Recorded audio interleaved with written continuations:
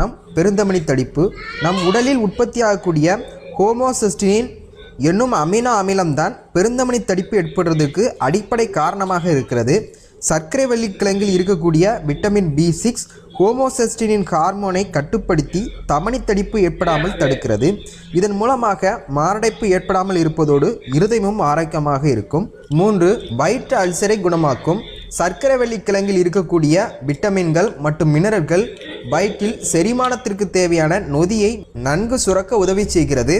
இதன் மூலமாக சாப்பிட்ட உணவு எளிதில் ஜீரணமாவதோடு செரிமான பிரச்சனைகள் வருவதும் தடுக்கப்படுகிறது. இதன் மூலமாக வயிற்றில் உள்ள அமிலங்கள் சமநிலைப்படுத்தப்பட்டு வயிற்று அல்சர் போன்ற பிரச்சனைகள் ஏற்படாமலும் தடுக்கிறது. ஸோ வயிறு சம்பந்தமான பிரச்சனையால் அவதிப்படுறவங்க இந்த சர்க்கரை வள்ளிக்கிழங்கினை சாப்பிட்டு வர மிகவும் நல்லது. 4. கர்ப்பிணிகளுக்கு மிகவும் நல்லது. கர்ப்பிணி பெண்களுக்கு மிகவும் அவசியமான சத்து ஃபோலேட். இது சர்க்கரை வள்ளிக்கிழங்கு